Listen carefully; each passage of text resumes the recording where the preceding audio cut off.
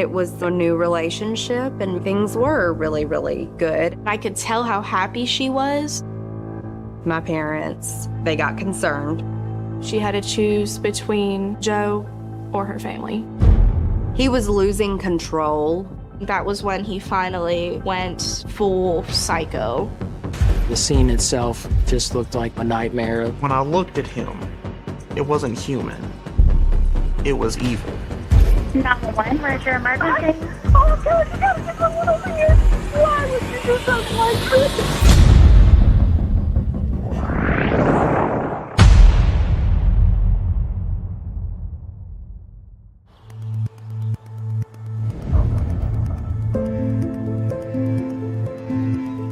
Morgantown for me has always been like a place of community. Everyone is everyone's neighbor. And honestly, like if you don't know anybody there, it won't take 5 seconds before you already have a friend. Like it's that kind of community. My mom and dad moved us here in 91, 92. It was a fabulous place to be raised. I love raising my kids there. We were all living in one house. It was my mom and papa, and then my sister, my parents, and then my mom's siblings, and then Angie's kids were there as well. Angie had a boyfriend in high school, and they actually went on to have 2 children. And then things did not work out between them, and they separated. Well, our parents were not exactly thrilled because both of us became young mothers. They basically were 100% supportive. Yep, we were very, very close.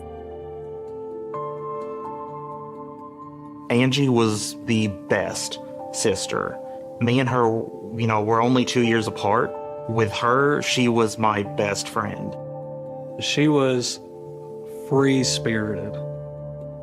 A rainy day, she came into the room, you would never thought it was raining.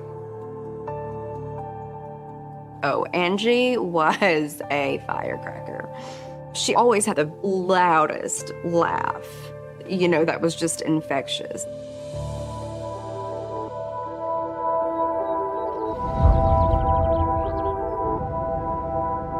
So me and Angie, we went and got food.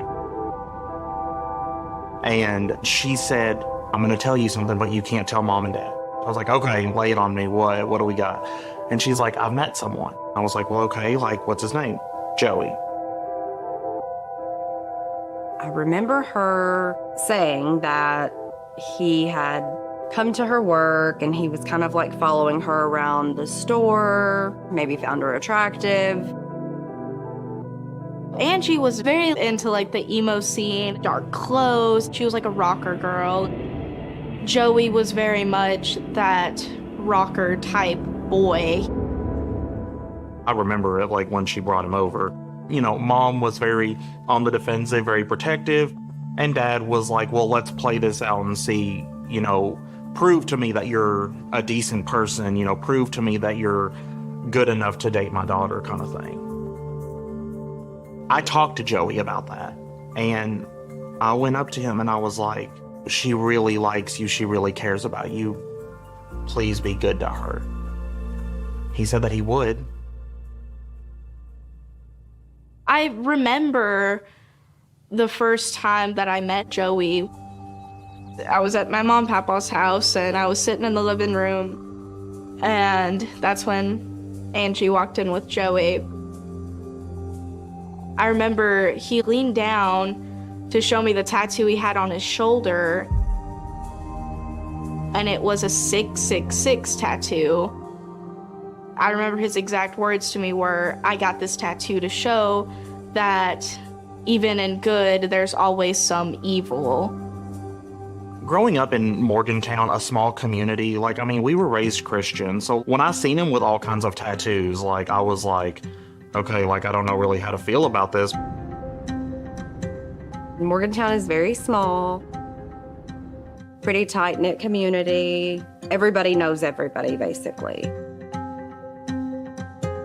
I think with Joey, it was outside of the norm of what you would expect to see in really anybody in our community. It kind of drew Angie in the sense of like this was something different. She seemed happy. It was a, new relationship, and things were really, really good.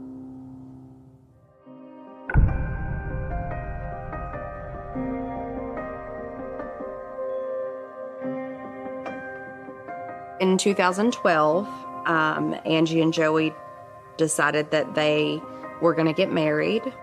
I asked her, "Are you sure you want to do this? Does he make you happy?" And she said, "Yeah, he does."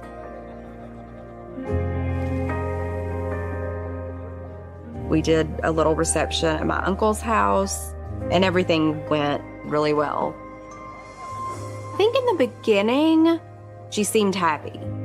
He treated her older two kids okay, and I think that we were happy that she was happy. We were absolutely delighted. And nice to see, her and all the kids, just happy.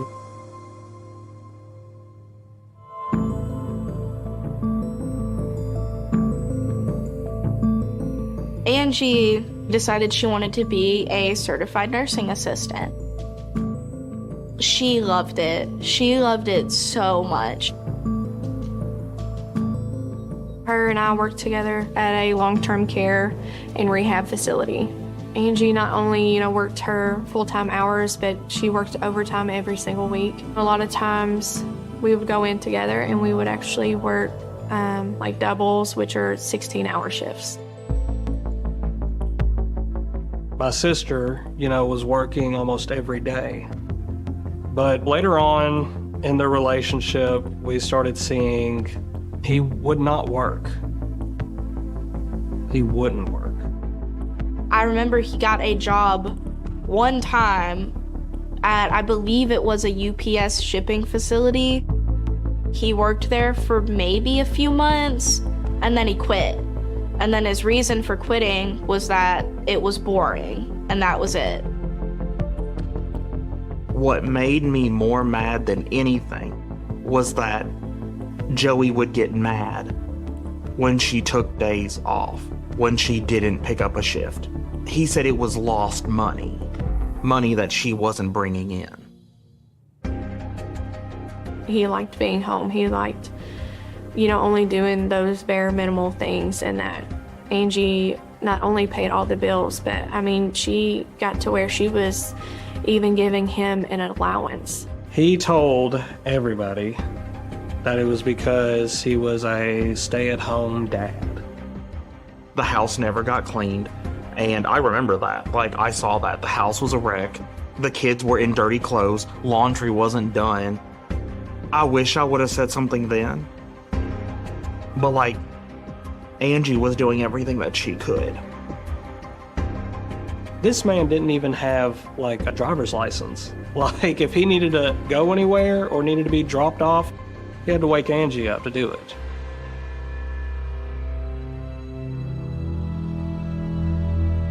The more I got to hang out over there, I guess Joey felt like he could be more comfortable with, me around. Playing on, video games, he would get, violent, yell, throw the controller. And so for me, it was if he's acting like this, now, what's he doing behind closed doors? Angie, I was like, is he violent towards you? Does he yell at you? Does he hit you? All the time it was, no, he doesn't do anything like that. Joey wouldn't do that. Something in my gut was just I don't like him. I started asking questions, and then Angie kind of lost contact with us.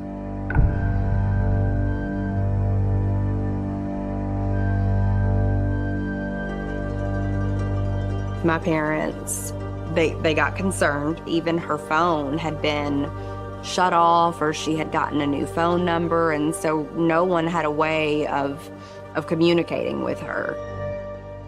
Looking back, I guess that was the beginning of him just trying to gain control like just trying to maybe distance Angie from mom and dad. My whole family, if there's a reason for us to get together and celebrate something, we're gonna do it.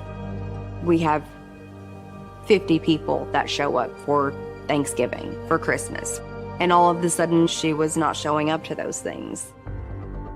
He just kind of, slowly did it over time. It was, oh, I don't want to go. If you go, you're saying that it's okay that they don't like me, that they treat me differently. Then she would be guilted into staying home. Joe definitely had put a lot of just strain on Angie with making her feel as if she had to choose between Joe or her family. Me, mom, dad, everybody, was blocked. Or like on Facebook, phone numbers, all that. I remember mom crying about it. I remember dad crying about it. I remember they were in the church parking lot and we had pulled up to park and we went to say hi. Joey, kind of shoved the kids in the car, shoved Angie, and they sped out of there. And I remember my mom and papa being like just so upset because they just wanted to see their daughter and their grandkids. And I was worried for my Aunt Angie. I was worried for my cousins. That is what prompted her mom to reach out to the Child Protective Services. That's whenever, I guess you'd say, everything started hitting the fan.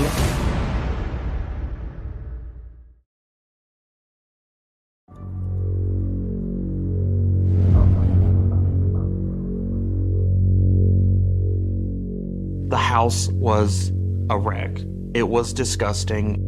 It was awful. Like, honestly, if social services had seen the house like that, those kids would have been removed right then and there, no questions asked. It really did escalate because my parents were so immersed in their grandkids' lives that someone to just say, no, you're not seeing your grandkids anymore, was just heartbreaking for my parents. They were the type of grandparents that always wanted their grandkids around them. They were happiest when they had all their grandkids around them. I think for mom and dad, they feared for the safety of the kids, and I think they knew that maybe they could do something to help those babies.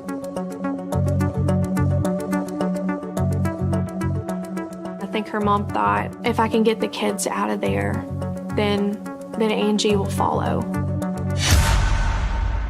But that didn't happen. Joe was able to really spin that and make it to where her mom was now the enemy. Her kids had practically been raised in and around my parents' home. All of a sudden, they were not allowed to be around any of our family. Mom and dad not seeing the grandbabies hurt mom and dad more than anything else.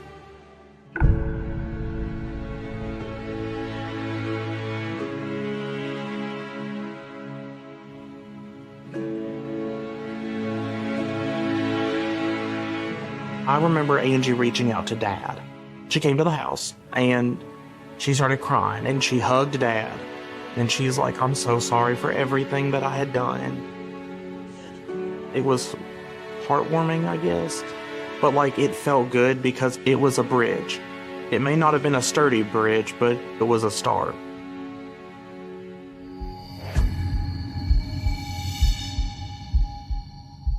She finally started to come back around, and Joey would also come around with her. They would typically visit for about an hour at a time. It would be an hour on the dot, and Joey was, okay, it's time to go. We need to go home now. It was like she was a prisoner, and this was her hour of recess.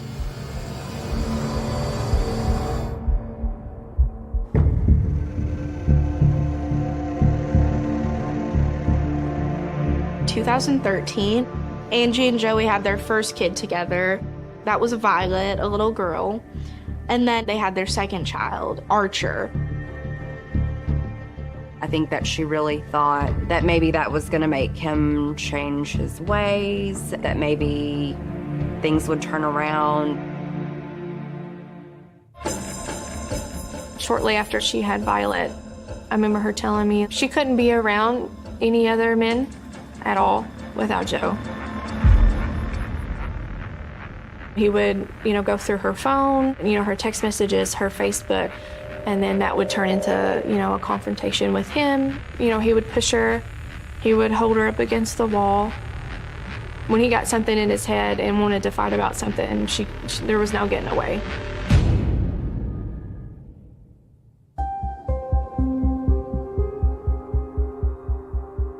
She had tried to leave before, and he would tell her that if she didn't come back or if she didn't talk to him, that he would kill himself, that it would be her fault.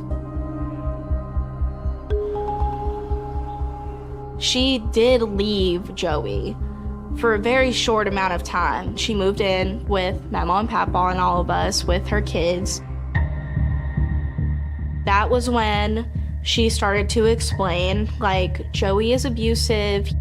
He refused to get a job, and that when she would get paid, he would take control of her paychecks and her bank accounts and basically just leave Angie with just enough money for the bills.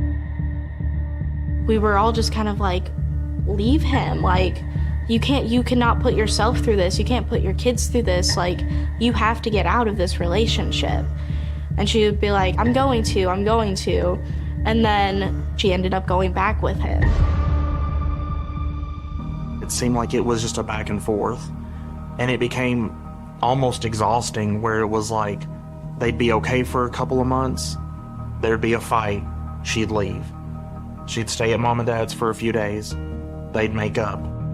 It was a cycle. It was a cycle. Every time she would run away from him, she would run to my parents. And so there was always just that fear that, they're going to be caught up in the middle of this. Joey would send threats all the time, telling her, I'm going to put a bullet in your brain, your mom's brain, and your dad's brain if you ever leave me.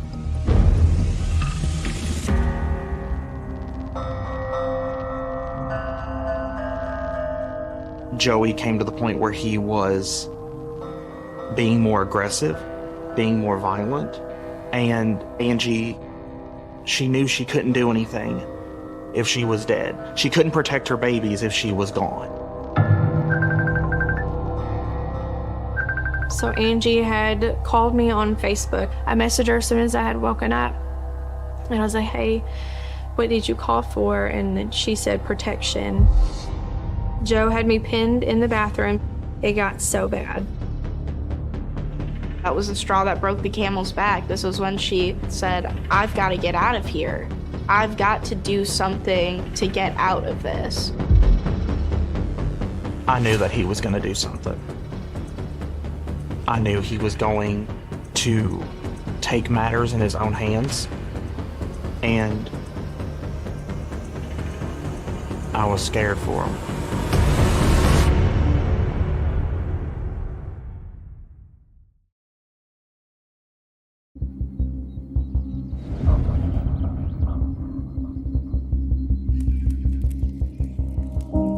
We are all at my cousin Renee's house, and we've got, a fire going, and we're roasting marshmallows. I see my mom answering her phone, and I said, what's going on? She said, don't say anything. Angie left Joey. And again, in my mind, I'm just like, oh, here we go again, for the umpteenth time. I sat there and I remember saying, I was like, I won't believe it until the divorce papers are signed. I told them that. I was like, I won't hold my breath. She was different this time, and she was done. And it was very evident that she was done.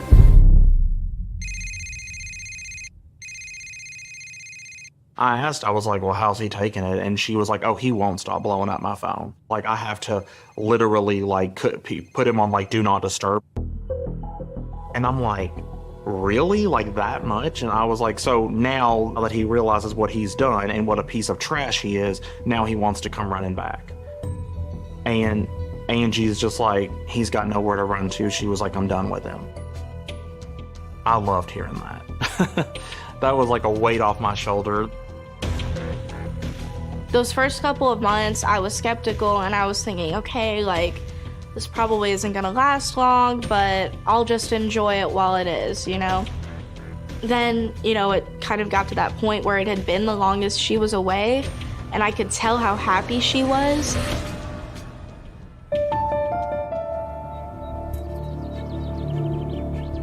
It's like 7 a.m. I'm sitting there in bed and I just, hear, a knock at my door. Then the door just opens and like she's standing there, hands on her hips. She goes, "New me. The world is my oyster." She's like, and I am finally taking a hold of my life. We were thrilled. I mean, the whole family, it was basically like a party. I mean, we were so happy that she had left him.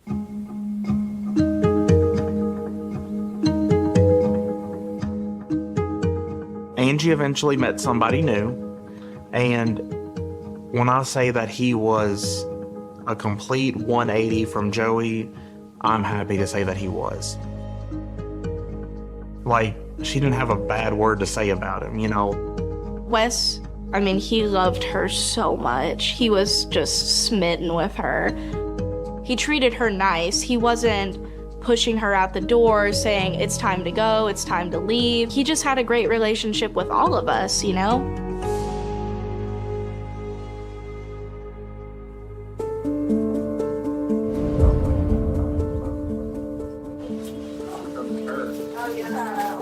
Christmas was really great. We had everybody there. And it was probably one of the most, like, stress-free Christmases that we had, especially with Angie. We knew she was done with Joey. We knew that this chapter was kind of closing, and we were just so happy for her, and happy for her kids, and it was just really great. I think she finally opened her eyes to, what he's doing is wrong. It's always been wrong. I can get out of this situation and be okay. And I think that's when she finally decided to put in the divorce paperwork. When she finally decided to divorce him, he wouldn't sign the papers. But I know for a fact that she did. She had a lawyer. She had everything. She even sat there, got a new phone number, got a new bank account, like everything to separate from him. His state of mind at that point when the divorce papers were coming was not good. He was angry.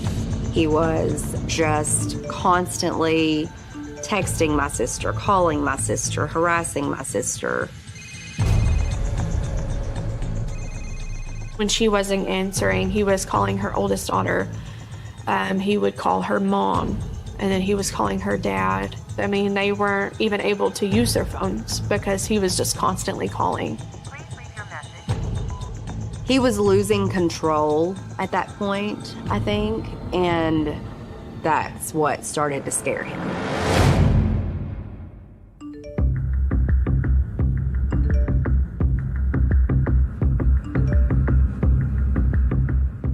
Joey started to tell Angie that he was depressed and that he wanted to kill himself, and started saying, like, some very disturbing things.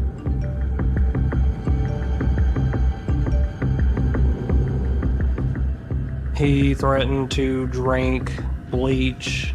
He also made the comment that he was going to do it whenever he had the kids.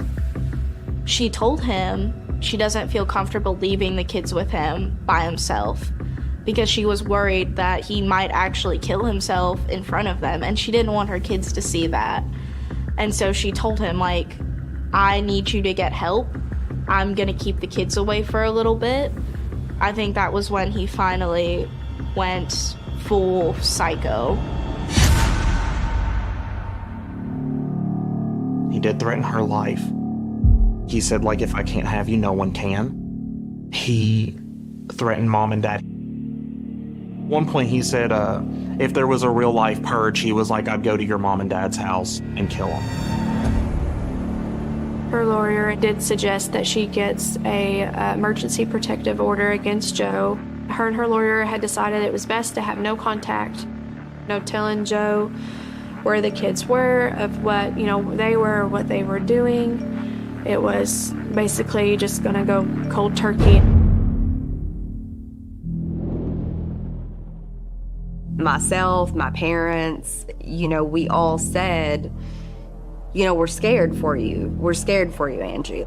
I'm scared of what he's gonna do. What if he shows up? This is one of the texts that Joe had sent. Okay, I'll give it to the end of the day. Then, like I said 2 days ago, I tried to play nice, tried to leave it be, but now you are not replying and not answering, so I will be handling things accordingly. Reading this, I don't think that she was thinking that this meant that he was going to show up with a gun to her home, but now we know that that's exactly what he meant.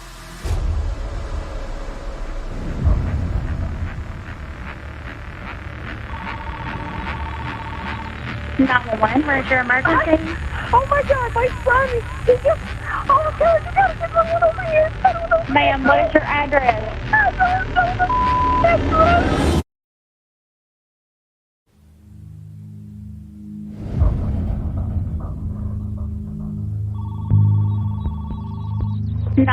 Where's your emergency?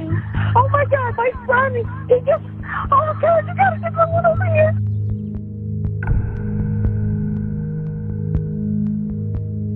I just brought my son here to pick up the kids. Oh, why would you do something like this? Jesus Christ. Oh my God. Oh, Ma'am, I can't understand you. Now, is it your son that was shot or her? Her. My cousin is at home. Her husband is on fire and rescue, so he has a police scanner, and it came across that there was a male not breathing on Lonnie Snodgrass Road. They even gave the exact address. I was in my office when I got a message from my cousin. I got told that an ambulance is heading to my house. My dad had COPD, he was 79, he had health issues. I actually thought that it was something with my dad. I was working at the hospital, and my brother Jonathan calls. He sounded troubled, and he was like, Tony, I think something's going on with mom and dad. Can you go check on them? Can you go and see them? And I was like, okay, yeah. I reached my niece, and she said, Joey showed up with a gun. She said, Mama told me to grab the baby and go to the closet and lock the door.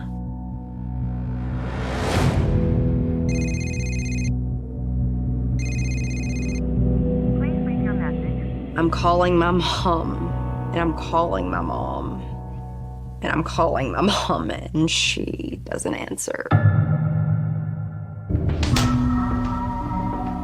I was at work that day when I got the call from the Kentucky State Police that we'd had a homicide. When I got to the home and made entry into the home, obviously it was unlike any crime scene I'd ever been to before. The current time is 11:10 at the scene of a shooting. Be doing a walk through the residence. As you breach the door threshold, Miss Carey was located prone on her back. She had substantial wounds evident of gunfire. A few further feet inside the residence was Miss McGranahan. To the area on the wall and just above her head was a blood pattern impact that indicated that she had been shot at close range. Located on the couch of that residence were multiple casings, indicating that Joseph Carey had entered the threshold of that door prior to firing on Lupe McGranahan. We're currently in the living room area, transitioning into the dining room, kitchen, magazine floor, multiple shell casings. As you made your way in through the residence, was various casings scattered across the living room and the dining room floor, kind of indicating the path that Joseph Carey would have taken as he had entered the residence. This is the laundry room area. Additional individuals deceased. Chuck Woody actually was located inside the utility room.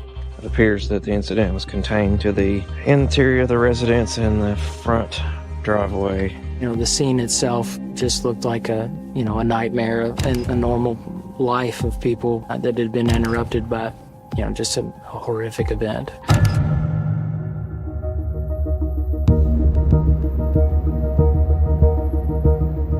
They already had a state trooper that was blocking the road.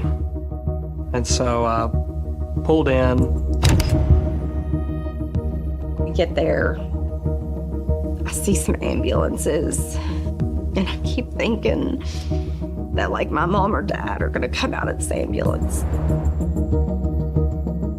A first aid responder, she just looks at me and she's like, starts shaking her head and she's like, "I'm so sorry."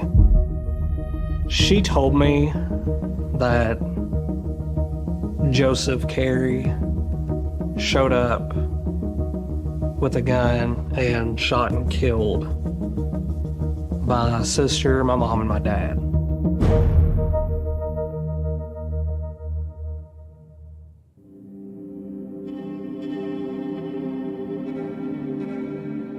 My brother comes to me and he says, "They're all gone." And I said, what do you mean? I'm like, "What do you mean they're all gone?" And he said, Joey showed up and they're all gone. I didn't really know what to do at that point.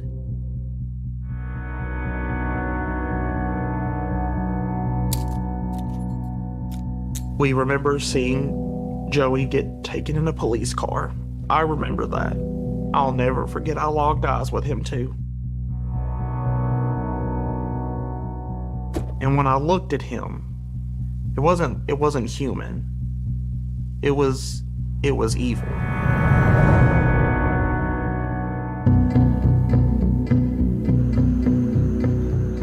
The police already had him in custody, and he was transported from the scene to the state police post where they conducted a full interview.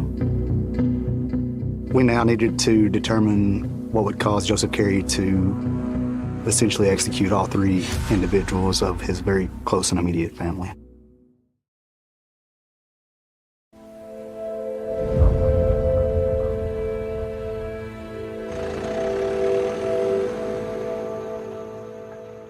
I wasn't there. I didn't get to speak to you the first time.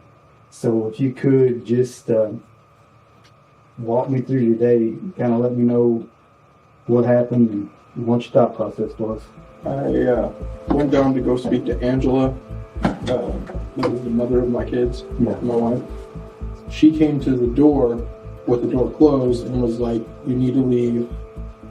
I said, "Can I just see the kids? That's all I want." And she said, "You can talk to them through the door." Mr. Carey, he had stated that he'd gone to the residence to get the children. I believe they were in the process of getting a divorce, and that he was trying to see the children. And then that's when Lupe, Angela's mother, told Chuck to get the shotgun because I was staying too long. And that's when everything kind of went chaotic. She said, "Go get the shotgun." And I seen him passing through to the actual laundry room where I knew they kept the shotgun. I think Mr. Carey wanted to convey to us that he had made those actions because he had been forced to make those actions. But really the thing that you're saying escalated the situation today was Loopy telling Chuck to go get the shotgun. Yes. I was trying to save myself and the kids. That's what went through my mind. Was just not letting him get a shotgun to where he could do something. I don't even know how in my mind my solution was better. I should have ran or something. Has Chuck ever pulled a shotgun on you before? No. Kerry stated multiple times that his primary concern with Chuck is that he was going to retrieve specifically a shotgun in the house that he knew or suspected to be located in the utility room of the residence. Chuck did enter that utility room. There was a shotgun present in that utility room. However, it wasn't loaded. I mean, I can't tell you any more than what I've already told you, really. I just said get the shotgun. I panicked. I did. My anxiety kills me most of the time, and when I heard that, my heart rate went whoop. I followed him. I just boom, boom, boom, boom, right, you boom, boom, boom, right, and then boom, boom, boom. I'll interject this. I'm willing to play to buy your I panic story. I'll buy it. She had no firearm. She didn't accost you. She didn't assault you. She was in no way, shape, or form even arguably a threat. Yeah. She made no motion to a firearm. No. And you shot her. Yes. I think it's very important to remember that Angie McGranahan and Lupe McGranahan were found in very close proximity to one another, neither one of them having a gun on them, and that he had no right, Joseph Carey, to take their lives or to come in that home at all, even if he thought someone was going to get a gun. So I've been listening to what you're telling me, okay? And some of the stuff's not adding up, okay? Okay. I'll tell you right now, I'm guilty of what I did. I'm not gonna sit there and around and say I didn't hurt him or kill him. Well, I mean, we know that. What we're trying to understand is why. I'm telling you it was panic, but I ain't gonna lie to you, there's probably more to it than that. But I honestly jumped when I heard the shotgun thing. That was just after the perceived threat. Well, you was after one of three. Well, I understand that, but I'm saying that was my main goal, was to stop him. But what I'm getting at is Lupe was this way, he was this way. I get you. Your wife was here, he was this way. I get you. I think he was very much aware of the decisions that he was making while he was present. I think he was aggravated with the custody agreement, and possibly emotions were slightly elevated upon hearing that his kids would potentially be taken from him. Yeah, after I shot Chuck, I walked back by Angie, and that's when I heard the Google noise. That was bothering me a lot. And I think, I can't tell you for sure, but I do think I did shoot again to get it to stop. He was charged with 2 counts murder, 1 count murder, domestic violence, and I believe 3 counts of wanton endangerment. The Commonwealth of Kentucky is a death penalty state, and we knew most likely, just given the numbers of deceased individuals on scene, that would most definitely be something pursued by the Commonwealth's office.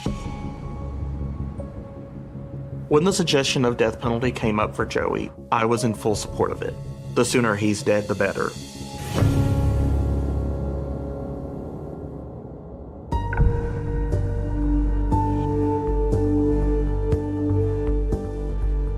I'm not gonna lie, the plea deal turned my stomach. After the evil you committed, you somehow still think that you're worthy of a plea. It was only after Blake explained that with a plea deal, it's done, it's over, there was no appealing. It was life in prison without the possibility of parole. In looking at intent in a case like this, of what Mr. Carey's intent might have been, I believe he went to that residence to kill Angie McGranahan. I believe that Lupe and Chuck's deaths were just a result of them being in the wrong place at the wrong time.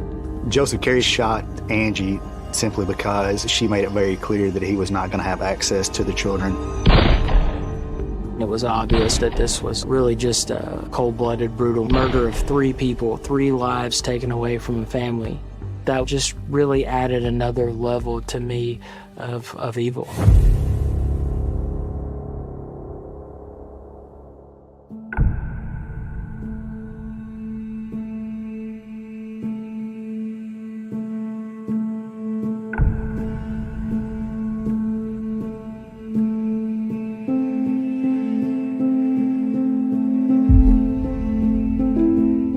He was a monster, and they were 3 beautiful souls who were loved and just missed every single day.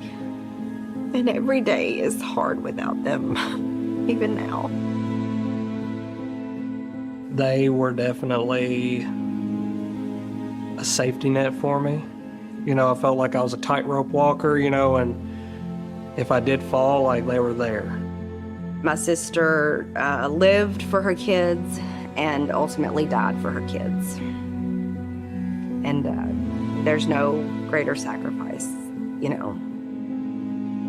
I can't sum up one thing I miss about Angie.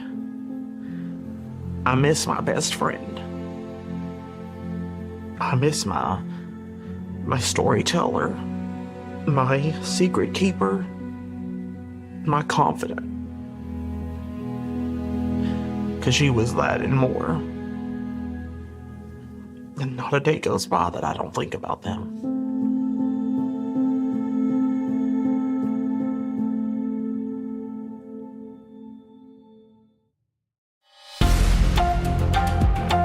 He's cold, he's clammy, he's shivering. She was drooling from her mouth. Ryan's blood glucose was so low that it was completely undetectable. We've got somebody who seems to be full of hatred towards old people. It was really shocking that we had something like that in Newcastle who would do this. Yeah, we're looking at a complete serial killer.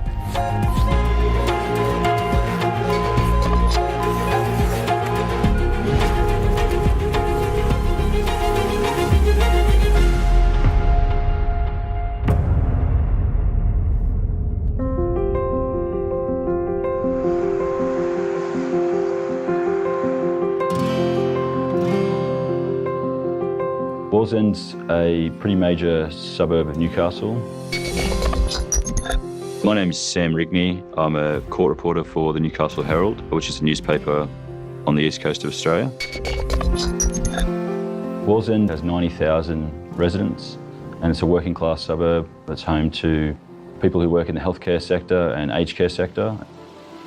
It's also home to a number of aged care facilities, including Summit Care.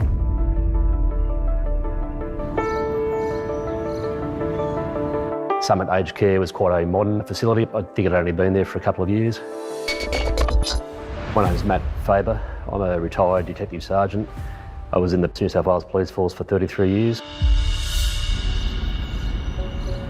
Summit Aged Care, it's a large complex. It's 3 stories, and some of the residents in there suffer from dementia, so they require more acute care.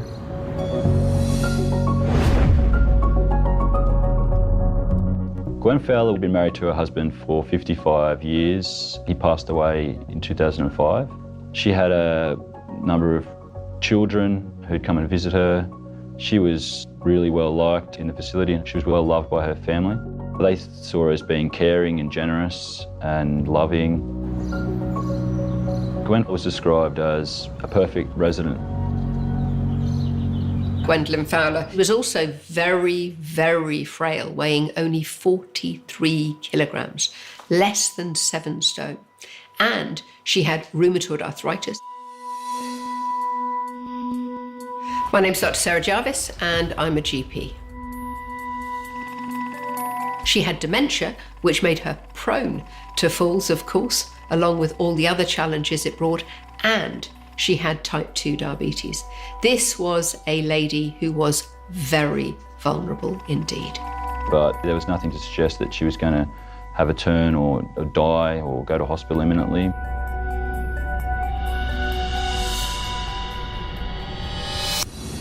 Her daughter came to visit her at about 4 o'clock on a Friday afternoon, and when she first came in to visit her mother, she found her non-responsive. things seem to very suddenly have changed. I'm Donna Youngs. I'm a professor of investigative psychology. She's not in a good state at all. She was drooling from her mouth, and certainly not normal in her presentation. So she raised the alarm with staff who came out and assessed her and quickly realised that things weren't right. Gwen was taken by ambulance from the aged care facility shortly afterwards and was taken to the John Hunter Hospital. And so, of course, the staff there performed various observations and tests on her, and they realised her blood sugars were extremely low. Given her age, they discussed with the family, who had previously prepared an end-of-life plan for her. Her family said they didn't want any medical treatment done to her and she should just be kept comfortable. So she was returned back to Summit Care that night and placed in palliative care.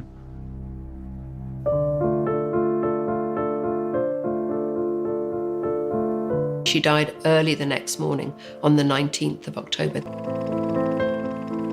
They thought that was through natural causes. So what that means is there's no intervention by the police or the coroner, and essentially she will go to the family and they can conduct a funeral, etc.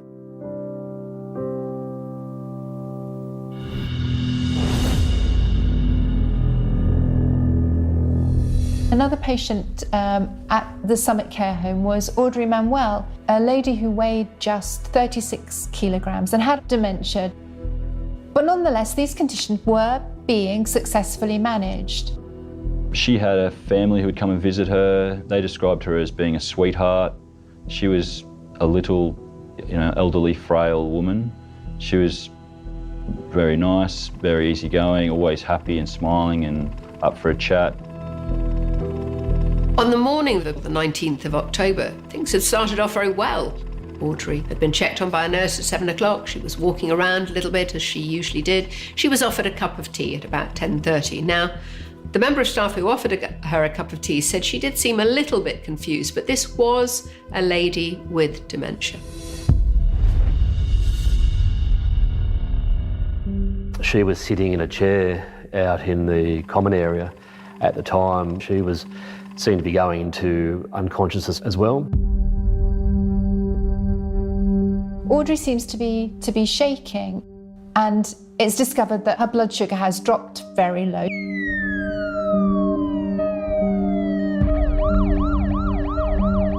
Audrey went into hospital. She was immediately given glucagon, which is a medication which is traditionally given to raise blood sugar very quickly if you have a dangerous level of low blood sugar, a hypo.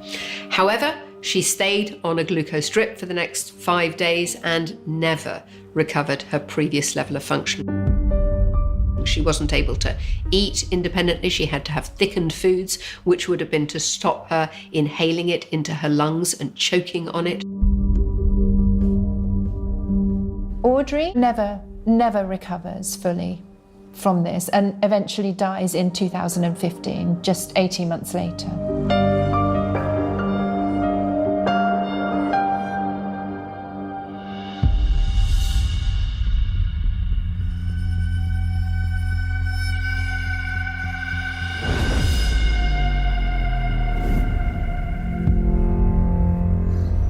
At approximately 4:35 o'clock later that afternoon, a nurse discovered the elderly residents.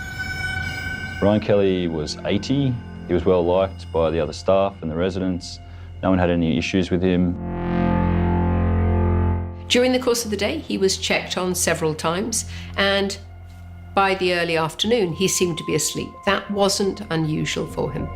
But the nurses can't wake him. He's cold, he's clammy, he's shivering, and it's discovered that he has developed hypothermia and his blood sugar has dropped very low.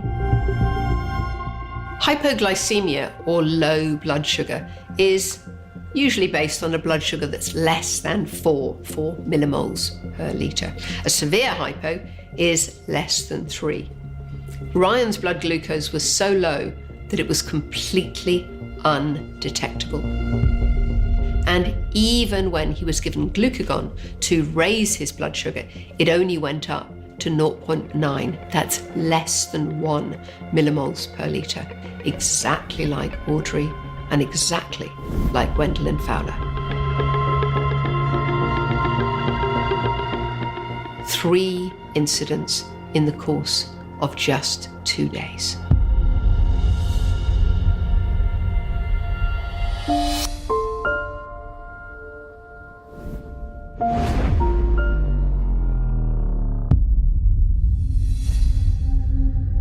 There was a GP, a specialist doctor at the John Hunter, who's an endocrinologist. He had seen Audrey and Ryan both come in on the same day with the same symptoms from the same nursing home.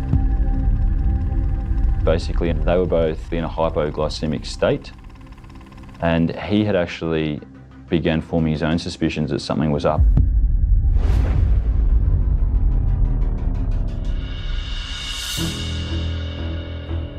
Audrey Manuel had an insulin overdose. At Ryan's autopsy, he was found to have died of aspiration pneumonia. In other words, he'd got an infection in his lungs because he'd aspirated. He'd breathed into his lungs something that he should have swallowed down.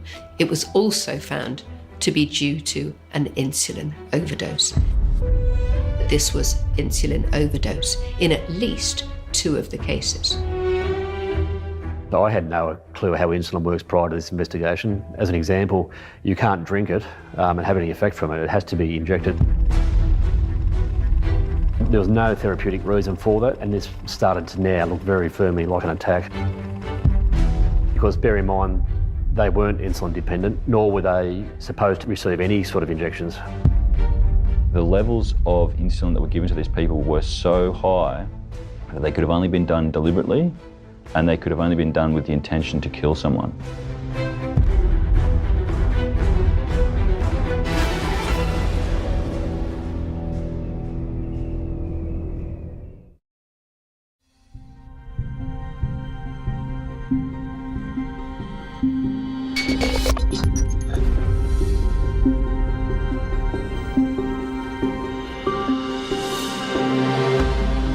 You don't expect your grandmother, mother, aunt, etc. to go into a nursing home to be murdered. That's for sure. It was really shocking that we had something like that in Newcastle, somebody like that, who would do this. There was a sense of outrage by members of the community.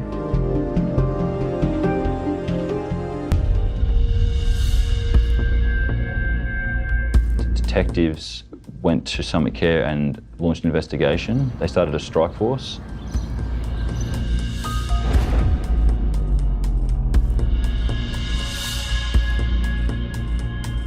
We had to get an urgent coroner's order to retrieve her body, because unfortunately by then her body had already been transferred up to Coffs Harbour. In fact, they were actually getting ready to have the funeral, so we had to get an urgent coronial order, which was only just before the funeral took place.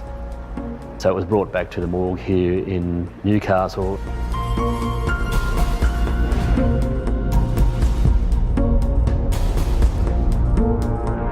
It's an extremely high level of insulin.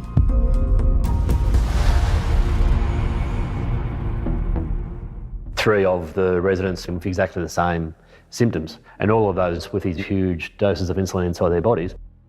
We suspected it's probably one person committing it, but you could never be sure at that particular time. They didn't search the facility because it had essentially been business as usual at Summit Care in the intervening days, and the place had been cleaned, and the sharps and all the syringes that had been used had been thrown out, and so police saw it as being a contaminated scene.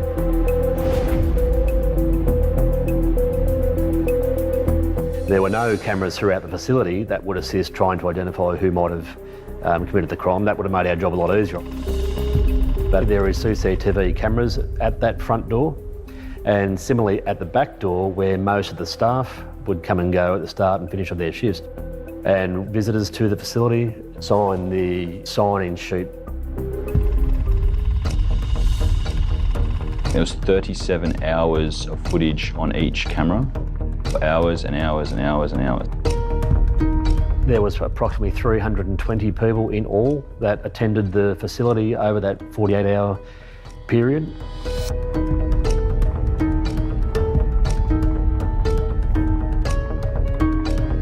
The police gather all the documentation they can from the care home, the death certificates, the timesheets of the staff. The investigating team would have been looking for overlaps for people who were present on several occasions, or ideally on all the occasions these suspicious events happened.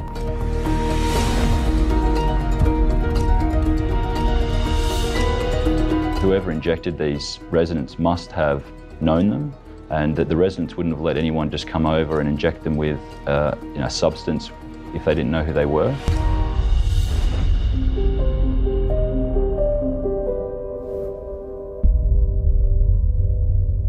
The extreme vulnerability of these victims and the absolute abuse of trust. The overwhelming reaction from the staff on the floor and the administrative staff was, no, that can't be right, that this can't be a deliberate attack, that for some reason there's been an error of some kind, and there is no possibility that either any of our staff or anyone on the facility have deliberately caused this.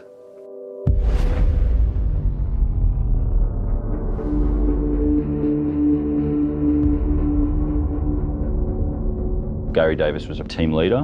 When he spoke about the patients, he spoke about them as exemplary patients.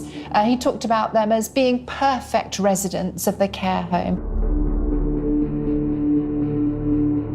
His job was to go around and hand out the medication in the mornings, and that was oral medications. The police start to dig a little bit more into Gary Davis and what kind of person he was.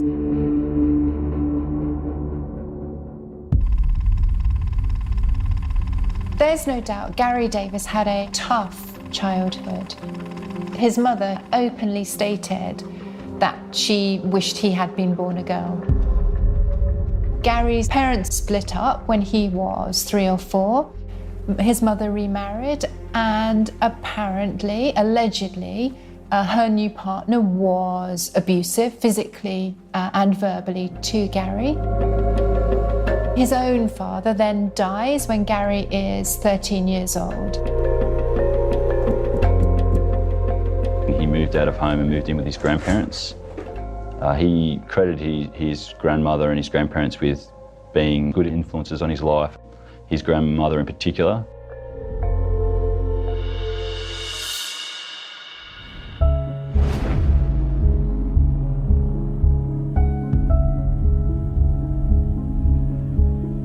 Gary Davis and I both went to the same high school, Newcastle High School, which is a major high school in the city.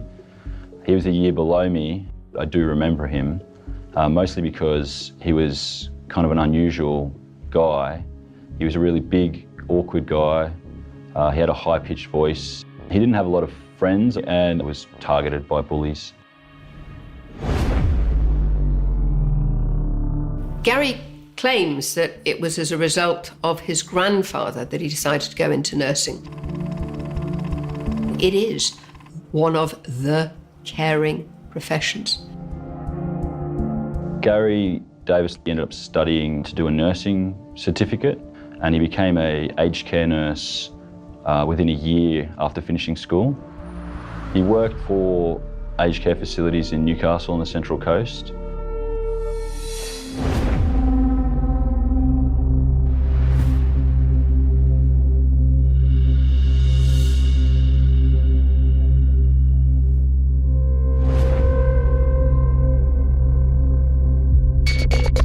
At the time of this incident, he was what's called a Cert 4, or Cert 4 category. That means he's one step down from a registered nurse. Gary Davis was a team leader, so he worked mostly the day shift. It was his daily job to administer typical pills, pain care, etc. But he was not supposed to do all the things that a registered nurse was doing. The registered nurse, it was their job to administer any injections or any sort of drugs that needed to be injected into any of the residents. He would consult with doctors about patients, check on patients, make sure they were okay. Gary's relationship with the staff and the other residents seemed to be reasonably good. The registered nurses considered him to be reasonably reliable. It seemed like the residents didn't have a problem with him.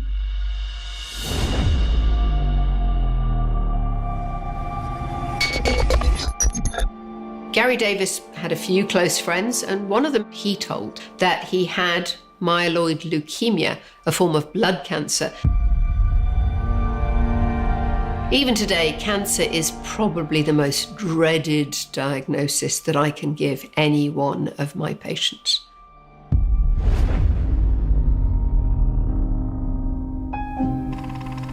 It had a letterhead from a local hospital here in Newcastle saying that he only had 3 years to live and that he had to undergo certain treatment in that period of time to keep him alive. He posted pictures of his hair coming out on social media because of chemotherapy. I'm working really hard and I'm trying to do it while I'm going through treatment with cancer. I'm so unwell and yet I'm still battling through. Other people think they have it hard. Having cancer is something that immediately inspires huge sympathy in other people.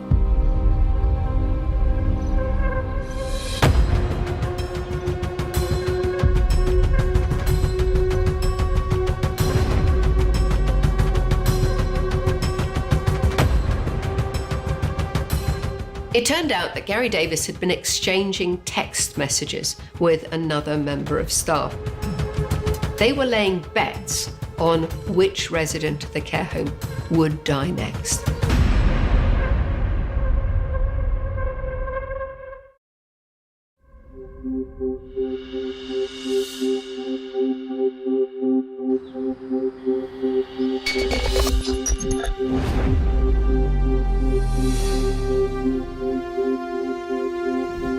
The victims had to be injected inside of 8 hours of them showing those symptoms. So that gave us a timeline to work with.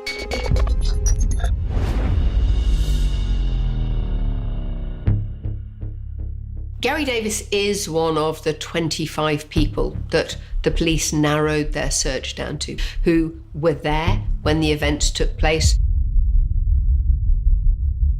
The police bring Gary in for interview, and the person that they are presented with is this placid, mild-mannered, softly spoken, perfect nurse who speaks very highly of his patients, who talks about them as no trouble, as the perfect residents. There was nothing that stood out about his statement at that particular time. He was the perfect nurse in interview with the police.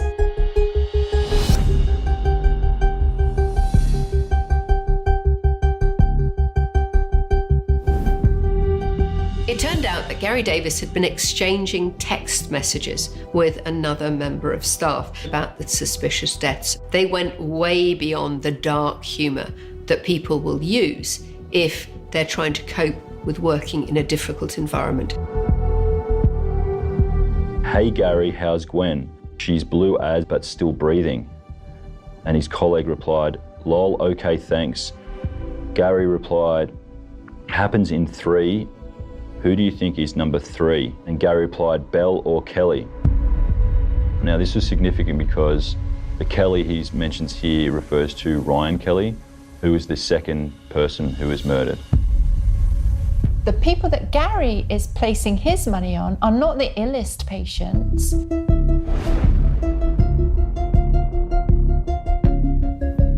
Davis gave a very clear account.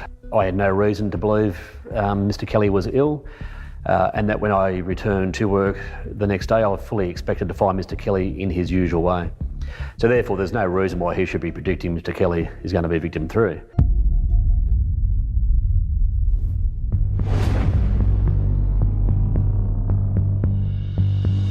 He had worked at 5 previous aged care facilities, and 4 of those 5 he was essentially sacked from there. So he had a checkered work history before he even got to Summit Care at Wallsend, but he managed to keep getting work in the aged care sector. One thing we found in this particular industry, they have a very tough job there to be looking after these people day in, day out. But the reality is, certainly in 2013, you didn't need much of a resume to be able to get a job. He had various short-term jobs before he arrived at Summit Care. That very much speaks to somebody who perhaps either isn't committed or who doesn't get on with the people that he works with.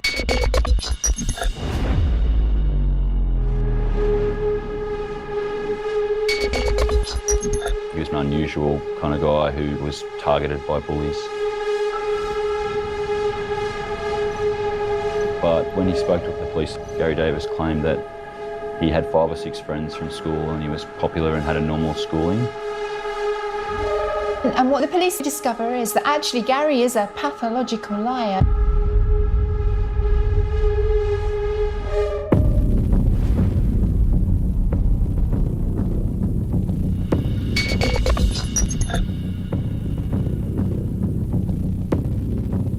When we were interviewing staff, a number of people commented the fact that he did like to showboat in front of people and he always wanted to appear to be the cleverest person in the room. Gary used social media a lot and he liked to cultivate an image online that he was far more wealthy and important than what he actually was. He wanted people to call him Prince Gary, that was his name on Facebook. I'm not sure what that's supposed to mean, but that's the name he wanted people to call him by. He told people he was a descendant of Scottish royalty. In reality, he was living in a caravan in the backyard of his grandparents' house.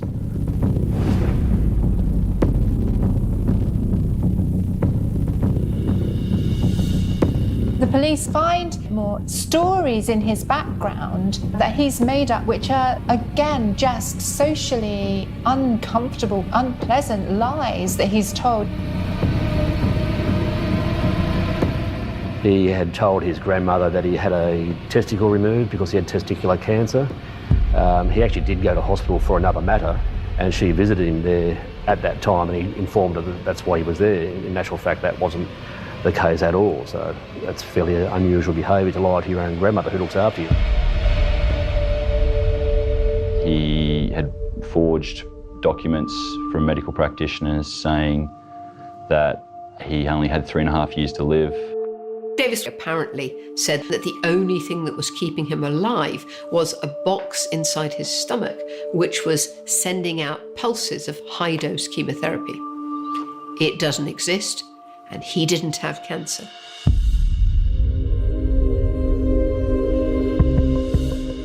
What this absolutely speaks of is somebody who feels a burning sense of injustice at having never been able to get people to like him.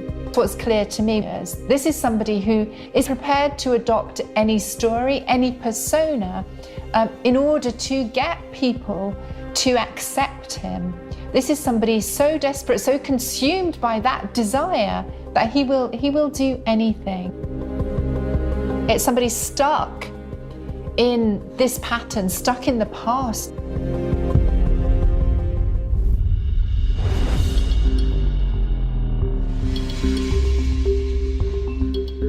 I can remember writing a story that police had somebody who they thought was a prime suspect. I don't know if I necessarily thought, oh, that makes sense or anything like that. I don't think, even though he was an unusual guy at school, that meant that he was capable of something like this.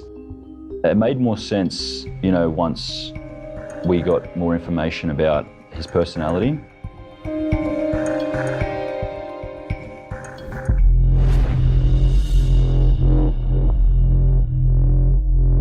He seemed to relish speaking with us. He certainly didn't shy away from speaking with us at all. It was hard not to see it in any other way that he actually seemed to enjoy being interviewed about it. So we asked him to surrender his phone to us so we can do a full download of his phone, which he agreed to do.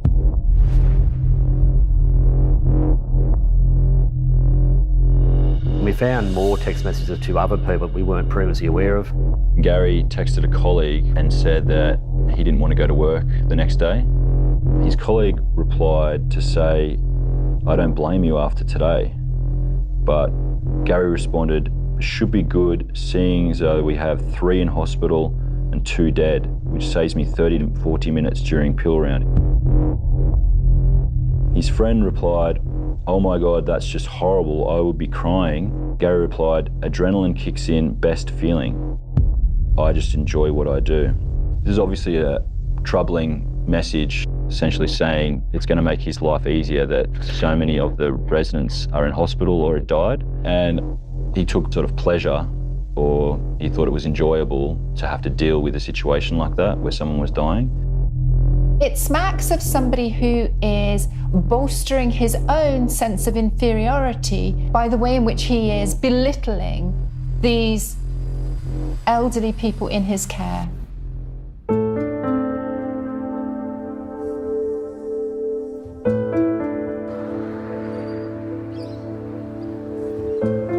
We had an investigative decision to make. What approach are we going to take with Gary Davis at that time? Do we keep it up our sleeves, or do we just go head on and go and confront him? But we made the view, let's go and see him straight away. So we went straight to the aged care facility and met him out the front as he finished his shift. And I asked him if he was prepared to come back to the police station to give us a further statement.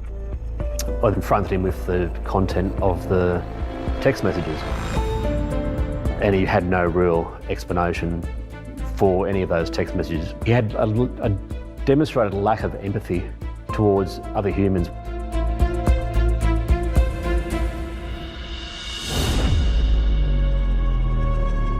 The police serve a search warrant, and a search of Gary Davis's home uncovers 2 interesting things. Gary Davis was found to have a copy of a chapter of the MIMS full prescribing information for insulin. So he was clearly looking into what insulin could do, and he was found to have syringes and needles, about 15 of them, at his home. There was lots of painkiller medications which were meant to be issued to some of the residents from those previous nursing homes. There was a metal tin which had, I think, about 11 odd clippings from newspapers, and they were death notices. And all of those death notices were relevant to people that were in the nursing homes where he'd worked. They were very, very macabre.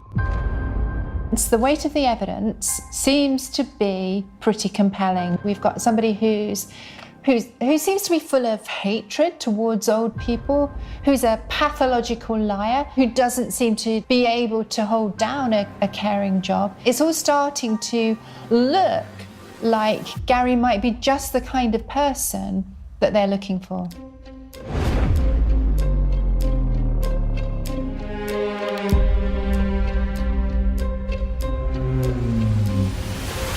There was no direct witnesses to any of these attacks at all. There was no forensic evidence available that could assist.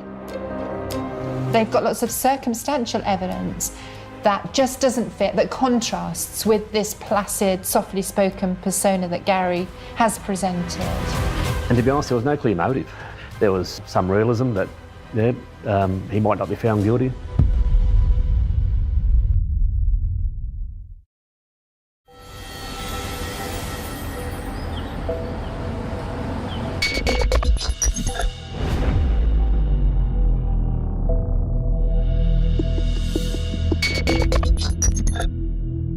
I think Gary probably knew, reading the newspaper interviews, that they were focusing on him.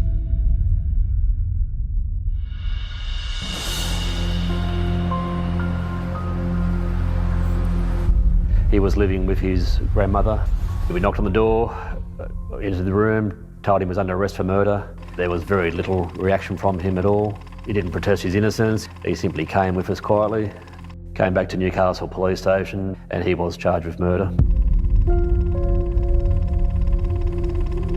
For me, covering this case, it really exploded when he was arrested and charged. It was shocking.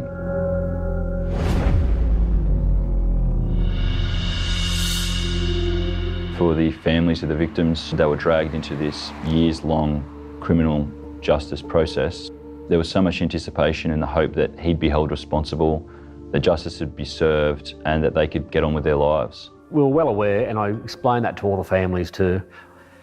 A very difficult matter to try and prove.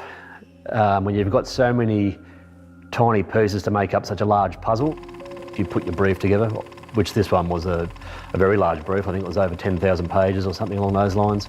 Briefs within briefs within briefs.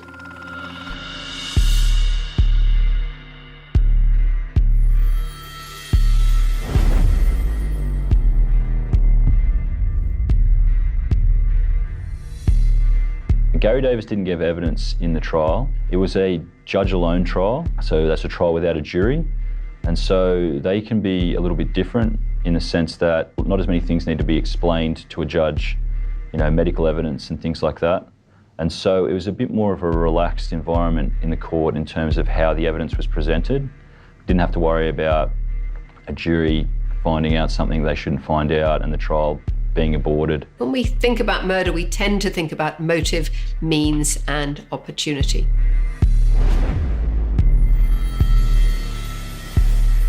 There was all these instances where he was caught stealing medication from some of the residents.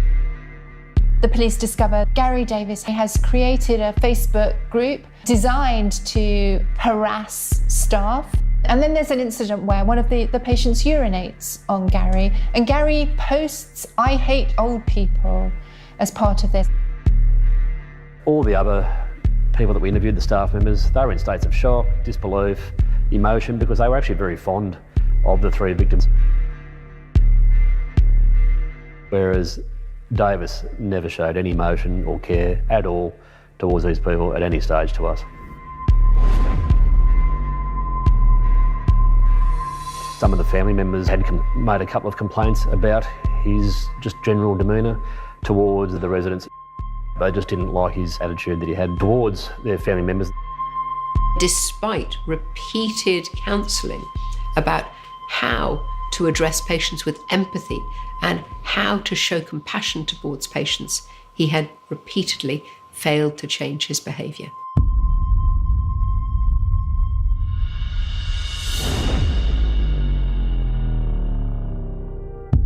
You have to have knowledge of how insulin works. He had read literature, or he had literature at his house about how overdoses of insulin could cause death. Did he have access to insulin? Well, it was kept under lock and key, but Gary Davis had access to the key. There'd been a change in policy, and at some point earlier in the year, he'd gone from being able to administer insulin or injections to no longer being able to do that.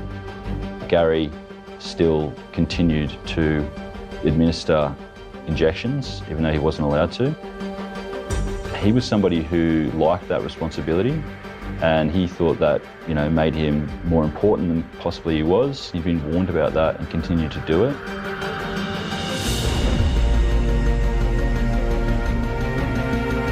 Was he on duty on those occasions? And the answer is yes, he was. In the case of the three victims, he had given them oral medication on the day that they were all injected. And so he had been in close contact with all three of them.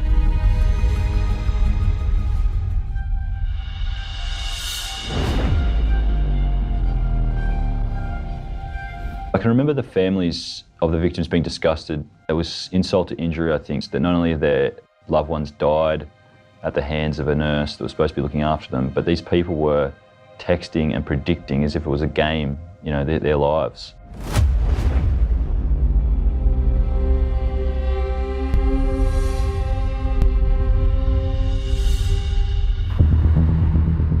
Now, any defence, their job is going to be show that their client didn't do it. They've only got to find one small bit of doubt of his guilt or innocence, and the whole case falls apart. We knew we were up against it.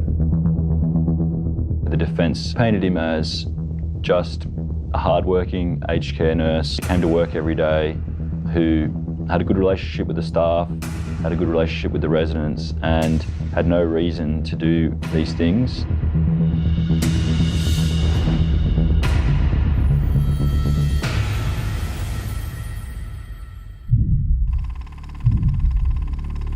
He might not be found guilty. Had to explain that to the family members.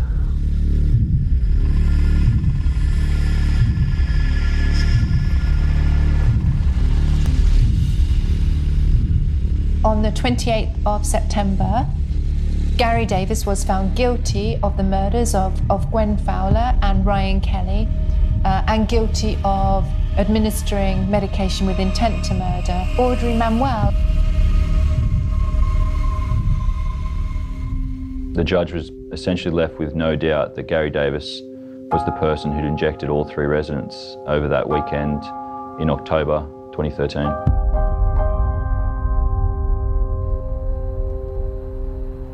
When that guilty verdict came down, there was crying, there was clapping, there was tears, there was all sorts of emotion from all of the family members. The only person that showed no emotion was Gary Davis himself. He just sat there.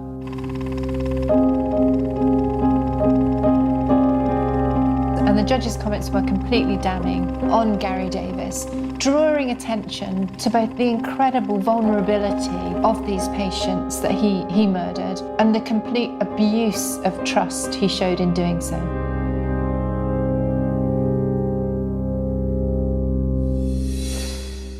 I think he thought he was going to be found not guilty. He was just one of those cocky sort of people. He just thought he was the smartest person in the room, and he thought he'd get off this too. The judge said that in his judgment. The police did an incredible job. They actually won awards for their investigation. It's the greatest compliment and honour you can have to investigate the murder of someone's loved one, a family member. But it also comes with a burden that it's your job to find the person who did that.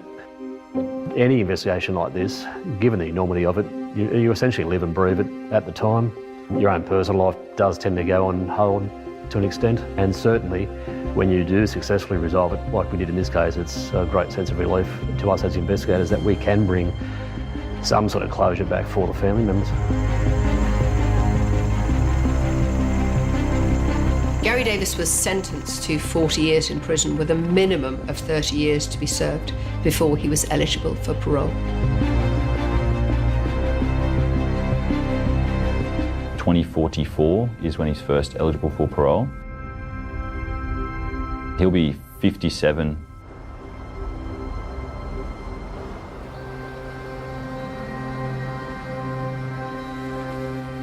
One of the tragedies of this case is that his lack of feeling for the people he was looking after and the very extreme consequences of his actions when he gave these people life-ending doses of insulin.